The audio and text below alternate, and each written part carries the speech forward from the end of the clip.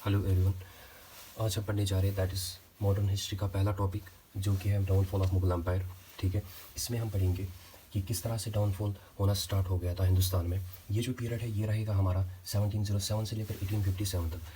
इस पीरियड में जितनी भी घटना हुई है उन सब के बारे में हम जानने की कोशिश करेंगे। और याद रखना है एक बात, वो ये है कि downfall of Mughal empire start होता है जो ही औरंगज़ेब की डेथ हो जाती है। कब? 1707 में। कहाँ पे? महाराष्ट्र के अहमदनगर में। जब औरंगज़ेब की डेथ हो जाती है वहाँ से क्या होता है, फिर डाउनफॉल होना स्टार्ट हो जाता है मुगल साम्राज्य का। ठीक है, अगर हम औरंगज़ेब की बात करेंगे, औरंगज़ेब तो हम मिडिवल हिस्ट्री में कवर करते हैं। यहाँ पे आपको एक चीज़ याद रखना है, औरंगज़ेब के 5 बेटे हुआ करते थे।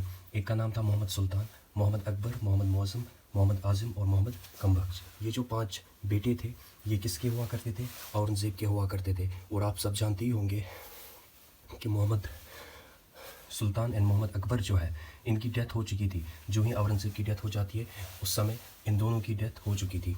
जब मैं मिडिवल हिस्ट्री पढ़ाऊंगा तब मैं आपको बोलूँगा कि मोहम्मद अकबर जो है वो किस तरह से मर गया था, या मोहम्मद सुल्तान इनकी डेथ कैसे हुई थी। जब हम पढ़ेंगे 1661 का रिवोल्ट ऑफ अकबर, तो जो कि मिडिवल हिस्ट्री में कवर किया जाता है। तो यहाँ पे आप एक चीज़ याद रखेंगे कि मोहम्मद आज़म जो है इसी ने क्या बनाया था, इसी ने बनाया था बीबी का मकबरा।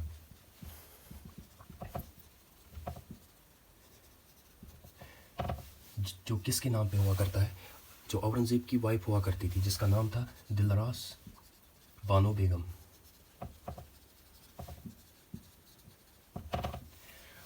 ये जो बीबी का मकबरा है ये किसके द्वारा बनाया गया था? मोहम्मद आज़म के द्वारा, जो कि किसका बेटा हुआ करता था? औरंगज़ेब का बेटा हुआ करता था। और औरंगज़ेब की वाइफ हुआ करती थी दैट इज़ दिलरास बानो बेगम, या इसको रबिया बीबी के नाम से भी जाना करते हैं।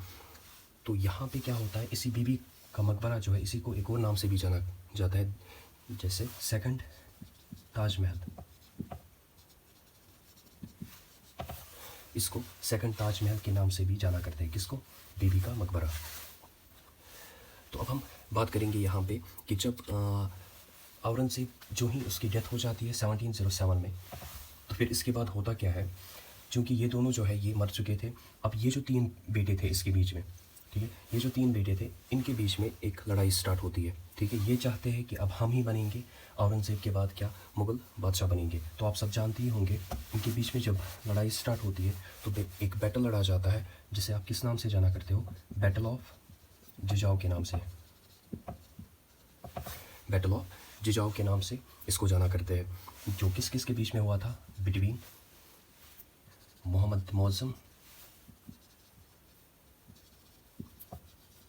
एंड मोहम्मद आज़म। इनके बीच में ये बैटल लड़ा जाता है। ठीक है, तो इस बैटल में जो जीत हो जाती है वो किसकी हो जाती है? दैट इज़ मोहम्मद मौज़म की जीत हो जाती है। तो जो ही मोहम्मद मौज़म की जीत हो जाती है तो ये अब नेक्स्ट मुग़ल बादशाह बन जाता है औरंगज़ेब के बाद by the title of Bahadur Shah first. ये खुद चुनता है अपना title, that is Bahadur Shah first.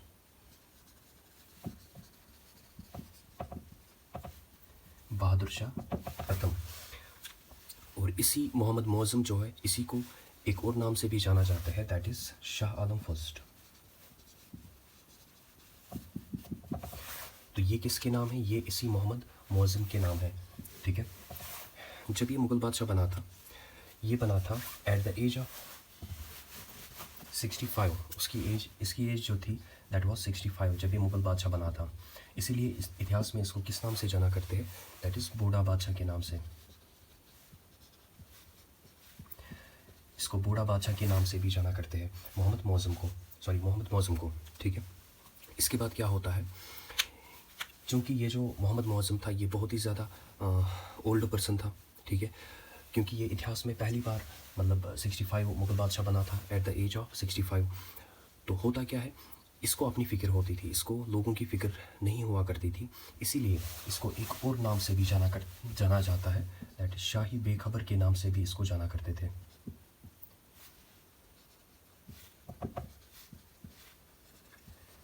शाही बेखबर के नाम से भी इसको जाना करते थे। ठीक है, ये जो शाही बेखबर जो इसको टाइटल दिया था ये किसने दिया था इसको? ये इसको दिया था कैफ़ी खान ने, जो कि गवर्नर हुआ करता था अफ़गानिस्तान का, गवर्नर ऑफ अफ़गानिस्तान। तो ये चीज़ आपको याद रखना है। अब चूँकि औरंगज़ेब जो है वो उसकी डेथ हो चुकी थी, अब नेक्स्ट मुग़ल बादशाह बन गया था Mohammad Muazzam by the title of Bahadur Shah first, या इसको एक और नाम से भी जाना करते हैं, that is Shah Alam first. और इसको एक और टाइटल भी दिया गया था किसके द्वारा, कैफ़ी खान के द्वारा, जो कि गवर्नर जनरल हुआ करता था कहाँ का, अफ़गानिस्तान का, जिसे किस नाम से जाना करते हैं, इसको शाही बेखबर के नाम से भी इसको जाना करते हैं। इसके बाद क्या होता है, इसके बाद जब औरंगज़ेब एक मिशन पे गया था, मैं औरंगज़ेब की बात कर रहा हूँ यहाँ पे 1689 में, जब औरंगज़ेब मिशन पे गया था, when Aurangzeb was in mission, that is South Indian mission,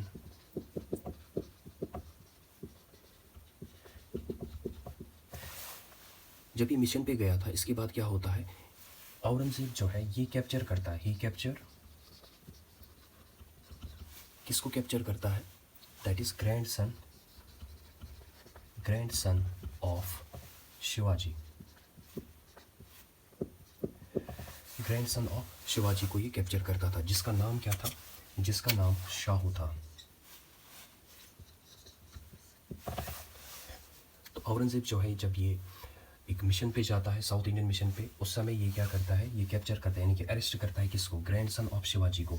ये मैं आपको पढ़ाऊंगा, जब मैं आपको मराठा स्टेट पढ़ाऊंगा तब मैं आपको बताऊंगा कि शिवाजी कौन था, शाहू कौन था। यहाँ पे आपको इतना याद रखना है कि औरंगज़ेब के द्वारा अरेस्ट किया गया किसको, शाहू को, और तकरीबन इसने 18 ईयर्स तक इसको जेल में रखा था, इस शाहू को, ठीक है। कब, 1689 में। फिर होता क्या है इसके बाद आप सब जानते ही होंगे, ये जो शाहू था, अब औरंगज़ेब की डेथ हो चुकी थी, है ना।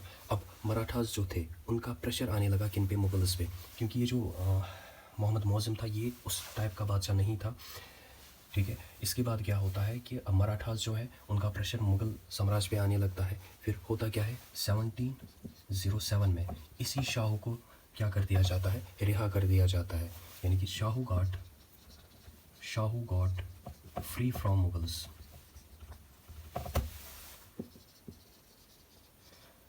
मुगल से इसको फ्री कर दिया जाता है, किसके द्वारा, मोहम्मद मुअज़्ज़म के द्वारा, क्योंकि मराठास का प्रेशर जो है वो अब किस पे आने लगा था, इन्हीं मुगलों पे आने लगा था।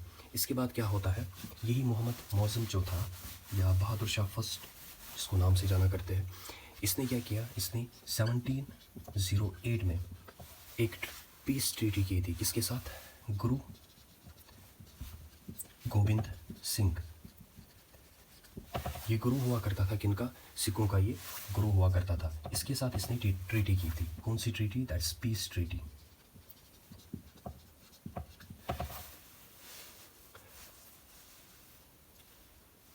That means Mohammad Muazzam did treaty with Guru Gobind Singh, जिसका नाम क्या था, पीस ट्रीटी की थी, कब, 1708 में।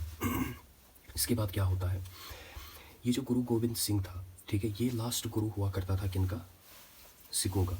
तो इसकी जब डेथ हो जाती है, कब, 1708 में ही इसकी डेथ हो जाती है, गुरु गोविंद सिंह की, ही डाइड। इसके बाद इसने ये बोला था कि मेरे मरने के बाद कोई भी गुरु नहीं आएगा, ठीक है। अगर जब हम 6 स्टेट पढ़ेंगे तब मैं आपको बताऊंगा कि कौन कौन से गुरु रहे हैं, 10 गुरु रहे हैं, उनके बारे में हम जानने की कोशिश करेंगे वहाँ पे। यहाँ पे आपको इतना याद रखना है कि ये जो गुरु गोविंद सिंह था ये 10th गुरु इसको माना जाता है। तो इसके बाद इसने बोला था कि मेरे मरने के बाद कोई भी गुरु नहीं बनेगा, ठीक है। अब जो सिख थे उन्होंने क्या किया, उन्होंने एक आर्मी चीफ हुआ करता था इनका, सिखों का, जिसका नाम था बंदा बहादुर। बंदा बहादुर इसका नाम था, क्योंकि ये जो बंदा बहादुर है इसको भी लड़ना था, अब किनके साथ, मुगलों के साथ इनको लड़ना था, ठीक है। इसलिए इसी को क्या बना दिया गया, गुरु नहीं बना दिया गया, बल्कि आर्मी चीफ इसी को रखा गया था। और ये बोला गया था कि अब आप ही क्या करोगे, सिख जो है वो संभालोगे।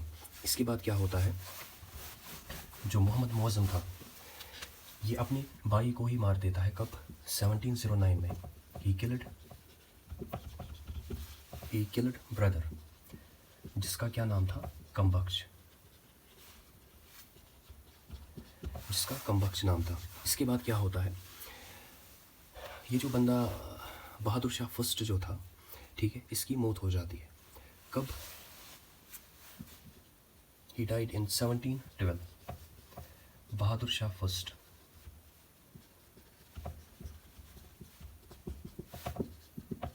बहादुर शाह फर्स्ट डाइड, क्योंकि एक मिशन पे जाता है किसके खिलाफ, बंदा बहादुर के खिलाफ ये मिशन पे जाता है, तो उसी टाइम इसकी क्या हो जाती है, मौत हो जाती है, यानी कि ये मर जाता है। ठीक है, उसके बाद इसी का एक सन हुआ करता है, बहादुर शाह फर्स्ट का ही एक सन था जिसका क्या नाम था, जहांदर शाह। जहांदर शाह,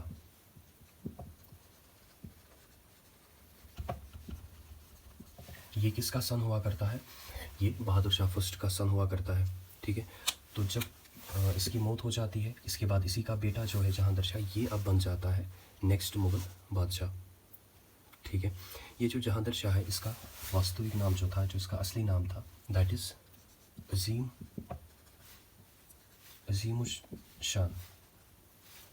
अजीम शान इसका वास्तविक नाम हुआ करता है।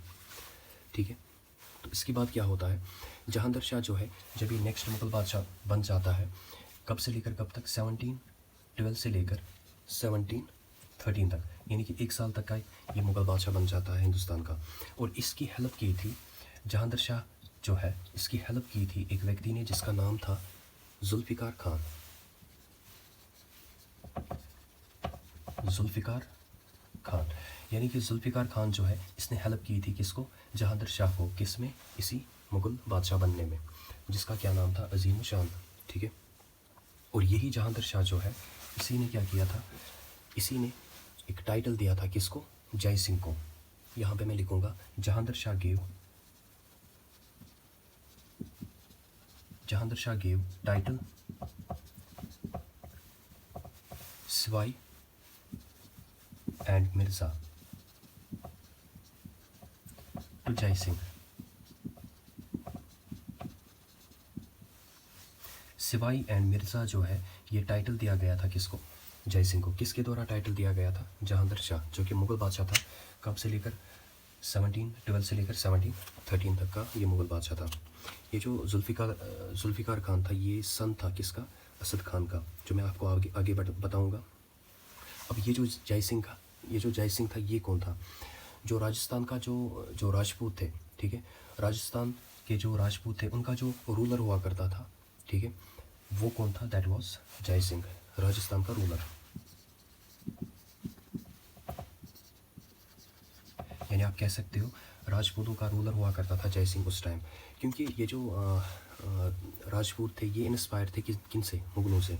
ठीक है, इसीलिए जहांदर शाह के द्वारा इन राजपूतों, इस जय सिंह को क्या दिया गया था, सिवाई एंड मिर्ज़ा टाइटल दिया गया था। ठीक है, इसके बाद क्या होता है, जहांदर शाह जो है इसके द्वारा टाइटल दिया जाता है, he gave the title of Maharaja to Ajit Singh.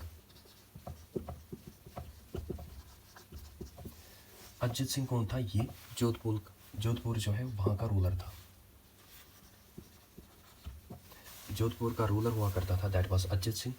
तो अजित सिंह को किसकी उपाधि दी गई थी, महाराजा की उपाधि दी गई थी, किसके द्वारा, जहांदर शाह के द्वारा। तो यहाँ पे ये चीज़ आपको याद रखना है, यानी कि Jahandar Shah gave the title Maharaja to Ajit Singh, जो कि रूलर हुआ करता था कहाँ का, जोधपुर का। इसके बाद जब इनको अजित सिंह के जब इसको अजित सिंह के साथ बहुत ही ज़्यादा दोस्ती हो गई थी, किसको, जहांदर शाह को, इसके बाद क्या होता है, अजित सिंह को जो है इसको बनाया जाता है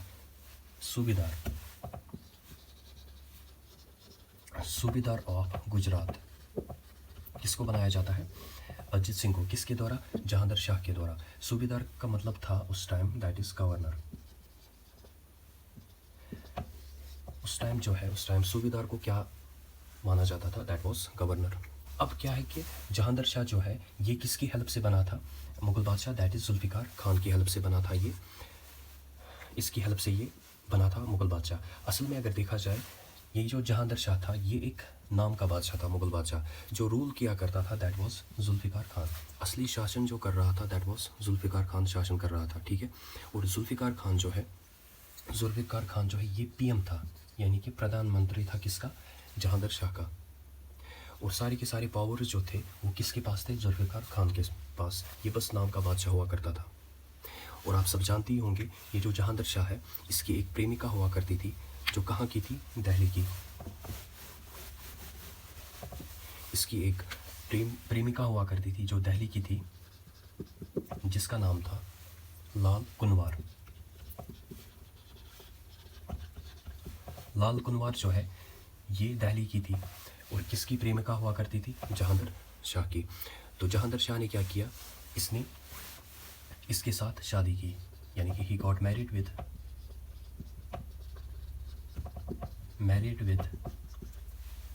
लाल कुनवार। लाल कुनवार के साथ इसने शादी की थी, ठीक है।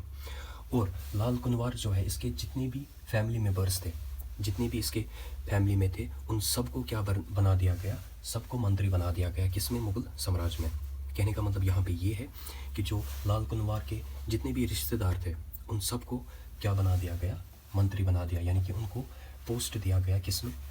मुग़ल साम्राज्य में, यानी कि मुग़ल डायनेस्टी में। यही जहांगीर शाह जो है इतिहास में इसको किस नाम से भी जाना करते हैं? दैट इज़ डिसोल्यूट फूल।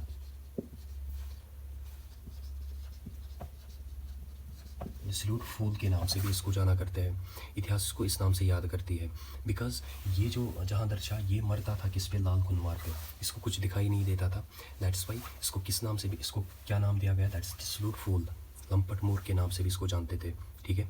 अब जब जहांगीर शाह जो है, जब इसने अपनी बीवी जो जिसका नाम था लाल कुनवार, ठीक है, जहांगीर शाह ने इस लाल कुनवार के सारे मतलब रिश्तेदार जो थे उनको क्या बना दिया? मंत्री बना दिया गया, जो कि उस टाइम रूल नहीं हुआ करता था मुग़ल साम्राज्य में। तो इस बात की चिंता हुई दो लोगों को, दो मंत्रियों को इस बात की चिंता हुई, जिन्हें आप किस नाम से जाना करते हैं? सईद ब्रदर्स के नाम से। सईद ब्रदर्स जो थे ये दो मंत्री हुआ करते थे, कहाँ पे? मुग़ल साम्राज्य में। इनको इस बात की चिंता हो गई कि इन्होंने सोचा कि ये जो जहांगीर शाह है इसने लाल कुनवार के जितने भी रिश्तेदार थे उनको इस मुग़ल साम्राज्य में मतलब जॉब जो है वो पोस्ट क्यों दी, है ना। इसके बाद क्या होता है, जब इनकी चिंता हो जाती है सईद ब्रदर्स की, जिसका एक का नाम है अब्दुल्ला खान जो कि एक मंत्री हुआ करता था मुग़ल साम्राज्य में, और दूसरे का नाम था हुसैन अली खान। और इन्हें इतिहास में किस नाम से जानते हैं? सईद ब्रदर्स के नाम से। इसके बाद जब इन दो की चिंता होती है इस बात से कि लाल कुनवार के जितने भी रिश्तेदार थे उनको क्यों बनाया गया, सबको क्यों इन मतलब मुग़ल साम्राज्य में जगह दी, तो फिर होता क्या है आप सब जानते ही होंगे। In 1713 Sayyid brothers killed Jahangir Shah. Sayyid brothers के द्वारा इसकी हत्या की जाती है। जो मुग़ल बादशाह था वो मारा जाता है, किनके द्वारा? सईद ब्रदर्स के द्वारा। अब नेक्स्ट मुग़ल बादशाह किसको अपॉइंट किया जाता है? दैट इज़ फारूक सियार को, जो बड़ा बेटा था जहांगीर शाह का, जिसका नाम था फारूक सियार।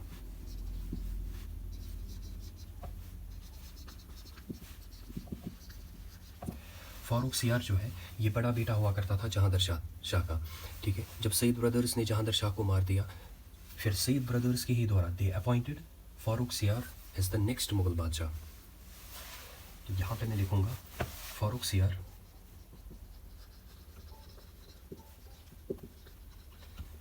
became the next Mughal empire.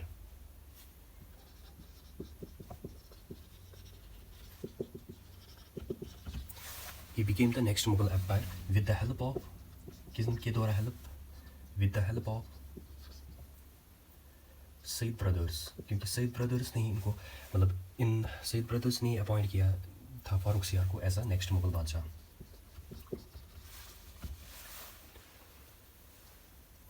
इसके बाद क्या होता है, जब फारूक सियार जो है जब इसको बनाया जाता है, फिर जुल्फ़िकार खान जो है जो कि पीएम हुआ करता था मुग़ल बादशाह का, ठीक है। तो जुल्फ़िकार खान जो है उसको मार दिया जाता है। Zulfiqar Khan was killed. और जुल्फ़िकार खान जो है इसके बदले जो वज़ीर बनाया जाता है that was Abdullah Khan. Abdullah Khan became the वज़ीर। अब मुग़लों का वज़ीर कौन था? That was Abdullah Khan. इसके बाद क्या होता है, जब जुल्फ़िकार खान को मार दिया जाता है, अब्दुल्ला खान जो है, जो सईद ब्रदर्स में से एक था, दैट वाज अब्दुल्ला खान, ठीक है। तो जब ये वज़ीर बन जाता है और इसका जो भाई था दैट वाज हुसैन अली खान। हुसैन अली खान जो है ये क्या बन जाता है, ये बन जाता है मीर बख्शी।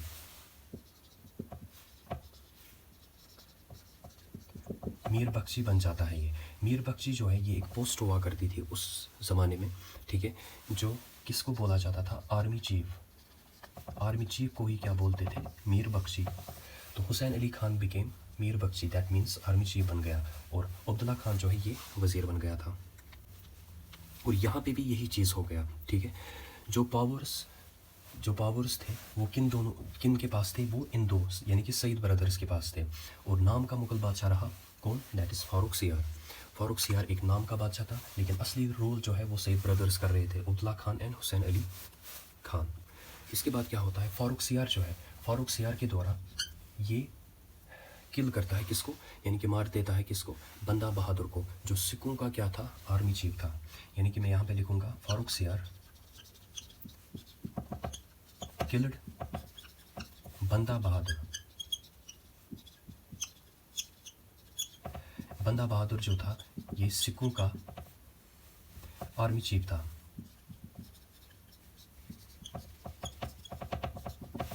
आर्मी चीफ ये हुआ करता था। तो कब इसको मार दिया गया? दैट इज़ 1716 में। 1716 में फारूक सियार किल्ड बंदा बहादुर। इसके बाद क्या होता है, फारूक सियार जो है ये क्या कर देता है 1717 में फारूक सियार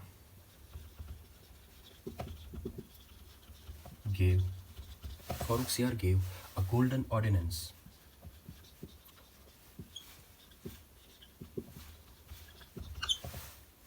टू द ब्रिटिशर्स।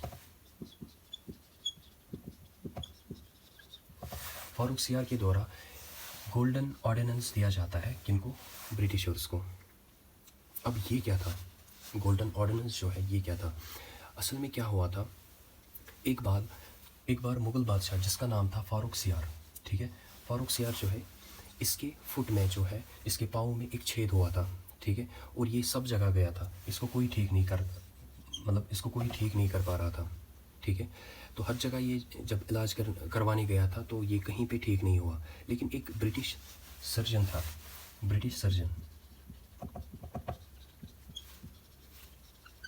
जिसका नाम था डॉक्टर विलियम हैमिल्टन।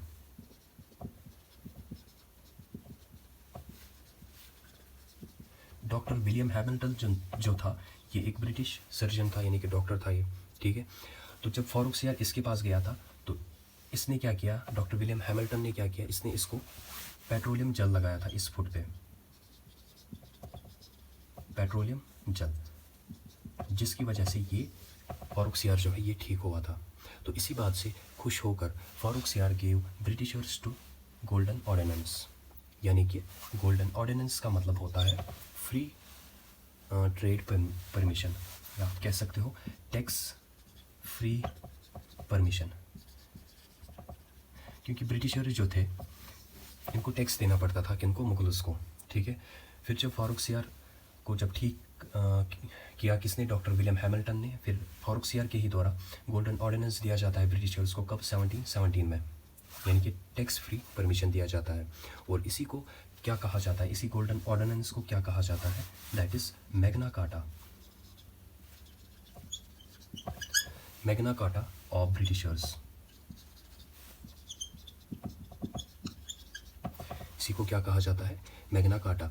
यानी कि जब भी हम राइट्स की बात करते हैं, तो जब हम राइट्स की बात करते हैं तब हम शब्द जो यूज़ करते हैं वो करते हैं मैग्ना कार्टा, ठीक है। ये जो मैग्ना कार्टा है ये किंग जॉन के द्वारा लाया गया था, जो इंग्लैंड का किंग था, किंग जॉन कब? 1215 में।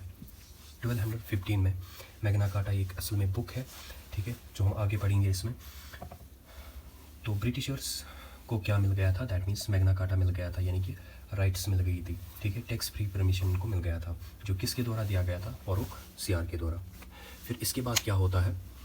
फारूक सियार जो है, इसको कंट्रोवर्सी स्टार्ट होती है किनके साथ? सईद ब्रदर्स के साथ, यानी कि इनको लड़ाई स्टार्ट होती है सईद ब्रदर्स और फारूक सियार के साथ, ठीक है। अब सईद ब्रदर्स ने क्या किया? इन्होंने एक नीति बनाई, इन्होंने डिसाइड किया कि हम क्या करेंगे, हम इस फारूक सियार को अब मार देंगे, ठीक है। तो होता क्या है, जो सईद ब्रदर्स थे वो कहाँ चले गए? मराठास के पास, ठीक है। क्यों? हेल्प मांगने के लिए। उस टाइम जो पीएम हुआ करता था दैट वाज शाहू। यहाँ पे मैं लिखूँगा फारूक सियार जो है, इसको मारने के लिए सईद ब्रदर्स ने क्या किया? सईद ब्रदर्स, क्योंकि सईद ब्रदर्स और फारूक सियार के बीच में क्या हुआ था? एक कंट्रोवर्सी स्टार्ट हुई थी। फिर सईद ब्रदर्स ने क्या किया? इन्होंने एक नीति बनाई, इन्होंने स्ट्रेटजी बनाई कि हम फारूक सियार को क्या करेंगे? किल, मतलब मार देंगे। That means Sayyid brothers decided to kill Farrukh सियार।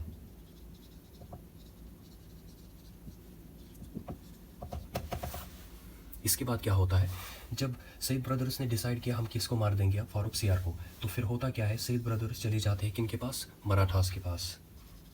क्यों? हेल्प मांगने के लिए। जब ये मराठास के पास चले जाते हैं तो मराठास का जो उस टाइम रूलर हुआ करता था, यानी कि पीएम हुआ करता था, दैट वाज शाहू। ये वही शाहू है जिसको औरंगजेब ने क्या किया था? अरेस्ट किया था। तकरीबन 18 ईयर्स तक इसने मतलब अरेस्ट किया था इस शाहू को। तो ये शाहू बन चुका था मराठास का पीएम। तो जब सईद ब्रदर्स इसके पास चले जाते हैं, ठीक है, तो मराठास का जो पीएम हुआ, मराठास जो है ये किंग था। शाहू जो था ही वाज अ किंग, उस टाइम किंग था ये मराठास का, ठीक है। और जो पीएम हुआ करता था मराठास का, जो पीएम हुआ करता था that was Balaji Vishwanath.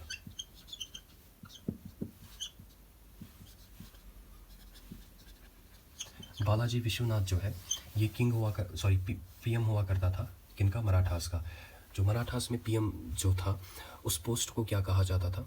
That is Peshwa, यानी कि पेशवा मराठास बोलते थे।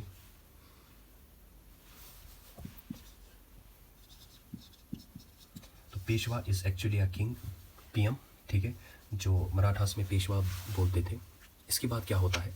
जब सईद ब्रदर्स जो है जब ये हेल्प मांगने चले जाते हैं मराठास के पास, जो उस टाइम किंग हुआ करता था मराठास का दैट वाज शाहू, ठीक है। और शाहू जो है और मराठास का जो पेशवा हुआ करता था यानी कि पीएम हुआ करता था दैट वाज बालाजी विश्वनाथ, ठीक है।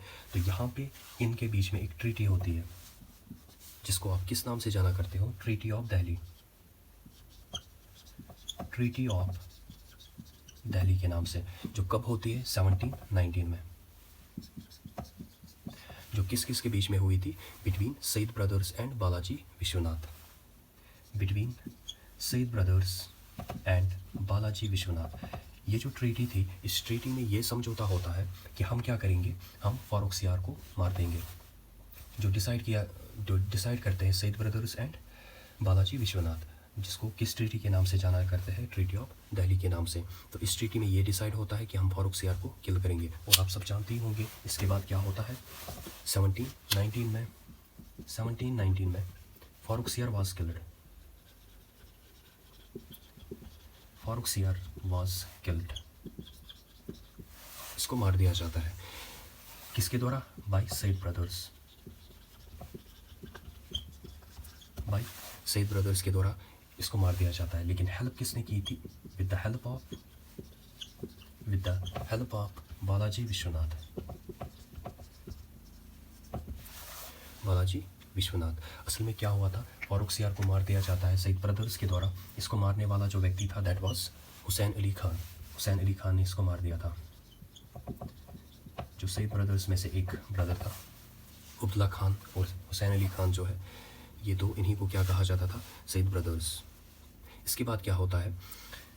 अब जब फारूक सियार मर गया था, अब नेक्स्ट मुग़ल बादशाह कौन बना? ठीक है, तो आप सब जानती ही होंगे 1719 में Saeed brothers made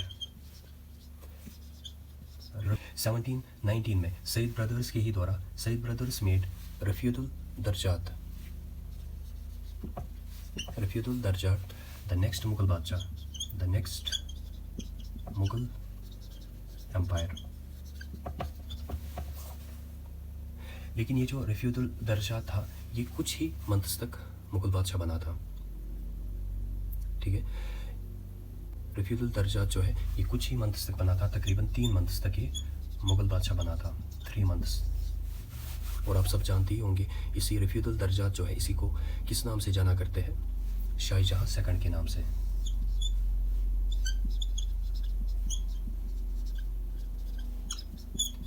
Shahjahan second किसको कहा जाता है, दैट इज़ रफ़ीउल दर्जात को। इसके बाद जब ये 3 मंथ्स तक शासन करता है यानी कि रूल करता है, मुगल बादशाह बन जाता है, उसके बाद इसकी डेथ हो जाती है 1719 में ही। इसके बाद जो नेक्स्ट मुगल बादशाह बन जाता है दैट इज़ मोहम्मद शाह।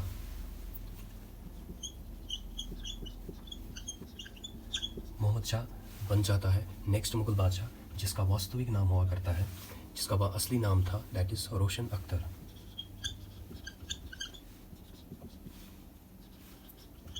रोशन अख्तर जो है ये इसका असली नाम था, ठीक है। ये अब बन जाता है नेक्स्ट मुगल बादशाह, किसकी हेल्प से, by Sayyid brothers. Sayyid brothers के द्वारा इसको बनाया जाता है, यानी कि रोशन अख्तर को बनाया जाता है नेक्स्ट मुगल बादशाह बाय सईद ब्रदर्स।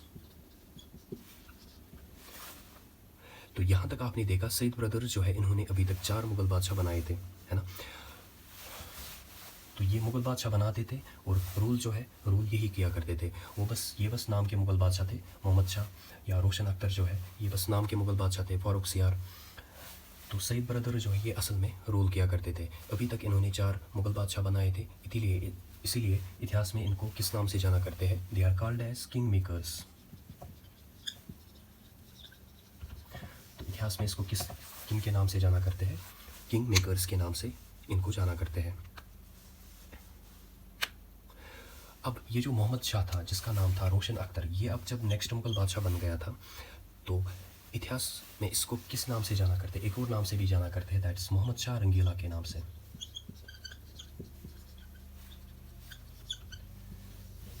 या इसको रंगीला बादशाह के नाम से भी जानते हैं।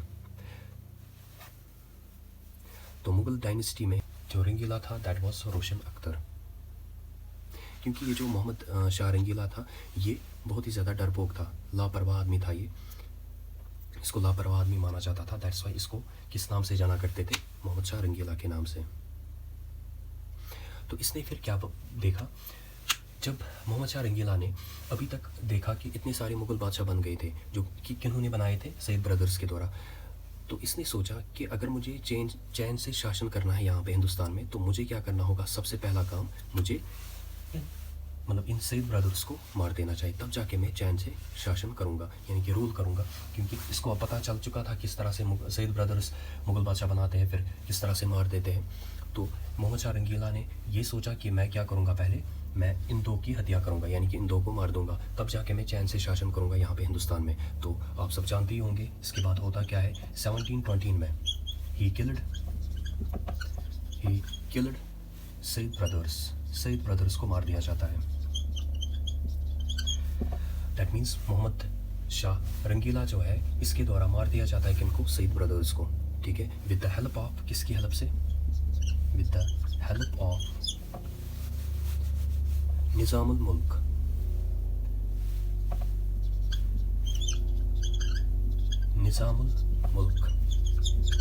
दैट मीन्स निज़ामुल मुल्क के द्वारा सईद ब्रदर्स को क्या कर दिया जाता है, मार दिया जाता है। ये जो निज़ामुल मुल्क है इसको एक और नाम से भी जाना जाता है, दैट इज़ चिनकलिज खान के नाम से। चिनकलिज खान, तो निज़ामुल मुल्क को ही किस नाम से जानते हैं, चिनकलिज खान के नाम से। ये जो निज़ामुल मुल्क था, ठीक है, 1720 में इनको मार दिया जाता है सईद ब्रदर्स को। फाइनली सईद ब्रदर जो है वो मर जाते हैं, ठीक है। उसके बाद क्या होता है, 3 इंडिपेंडेंट स्टेट्स जो है वो वर एस्टैब्लिश्ड, किसके पीरियड में, मोहम्मद शाह रंगीला के पीरियड में 3 इंडिपेंडेंट स्टेट्स बनाई जाती है।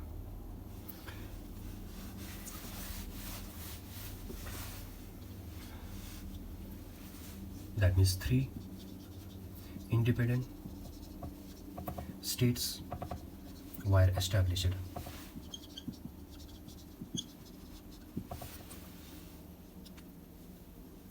निज़ामुल मुल्क जो है इसने क्या किया, इसने हैदराबाद को पकड़ा, ठीक है। इसने हैदराबाद, ये उस टाइम जो है ये निज़ाम हुआ कर मतलब गवर्नर हुआ करता था कहाँ का, हैदराबाद का। तो फिर होता क्या है, जो ही इसने देखा कि किस तरह से मुग़ल बादशाह जो है उसका पावर जो है वो वीक होते जा रहा है, तो इसने क्या किया, इसने सोचा कि हम क्या करेंगे, अब हम अपना मतलब स्टेट पकड़ेंगे, वहाँ पे रूल करेंगे, और जो मुग़ल बादशाह है उसका कोई हक़ नहीं होगा हमारे ऊपर कुछ कहने का। तो फिर होता क्या है, निज़ामुल मुल्क जो है इसने हैदराबाद को सेपरेट किया, ये सेपरेटेड हैदराबाद, और वहाँ पे इसने अपने आप को घोषित कर दिया Nizam, I am the Nizam of the Hyderabad. अब यहाँ से मेरा रूल चलेगा हैदराबाद में। अब मुग़ल बादशाह जो है, जो कि उस टाइम मोहम्मद शाह रंगीला था, अब इसका रूल नहीं चलेगा यहाँ पे। अगर हैदराबाद की बात करेंगे, हैदराबाद का जो ओल्ड नेम था, that was old name of Hyderabad is Golconda, GOLCONDA। Golconda was the old name of Hyderabad. इसके बाद क्या होता है, ये था निज़ामुल मुल्क जिसका नाम था चिनकलिश खान। इसने कौन सी स्टेट पकड़ी, हैदराबाद की स्टेट, वहाँ पे इसने अपने आप को घोषित कर दिया निज़ाम। जो बंगाल का सूबेदार हुआ करता था, यानी कि गवर्नर जो बंगाल का हुआ करता था, दैट वाज मुर्शिद Quli Khan. Murshid Quli Khan was the governor of Bengal. तो इसने भी देखा कि किस तरह से डाउनफॉल होता है, मतलब किस तरह से डाउनफॉल हो रहा है किसका, मुग़ल एम्पायर का। ये क्या सोचा, इसने भी सोचा कि मैं क्या करूँगा, अब बंगाल जो है वहाँ पे अपने आप को नवाब घोषित कर दूँगा, ठीक है। तो कहने का मतलब ये है कि इसने बंगाल को क्या कर दिया, अपने कब्ज़े में ले लिया। अब मुग़ल बादशाह जो मोहम्मद शाह रंगीला था, अब वो रूल नहीं कर सकता था कहाँ पे, बंगाल में। अब किसका रूल चलेगा यहाँ पे, मुर्शिद कुली खान का। तो यहाँ से हैदराबाद को अलग किया इसने, निज़ामुल मुल्क ने, मुर्शिद कुली खान ने बंगाल को पकड़ा, उसको भी अलग किया, ठीक है। एक और नाम लिखेंगे, दैट इज़ सादत खान। सादत खान जो है इसी को एक और नाम से भी जाना करते हैं, ऑल्सो कॉल्ड बुरहानुल मुल्क।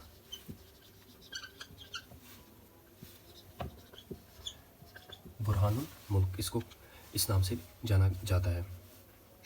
ये जो सादत खान था, ये भी क्या था, ये भी सूबेदार यानी कि गवर्नर हुआ करता था, कहाँ का, अवध का। He was the governor of Awadh.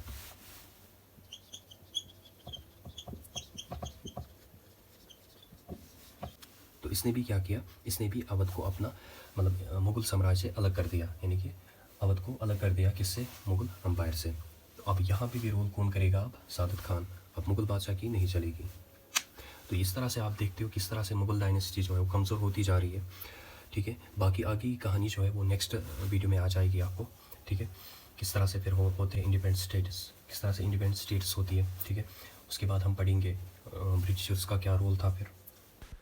तो अगर आप और ज़्यादा वीडियो चाहते हो इसके लिए, मॉडर्न हिस्ट्री के लिए, तो आप हमें कमेंट में बता सकते हो, ताकि हम रोज़ आपके लिए क्या करेंगे, वीडियोस लाएंगे। Thank you.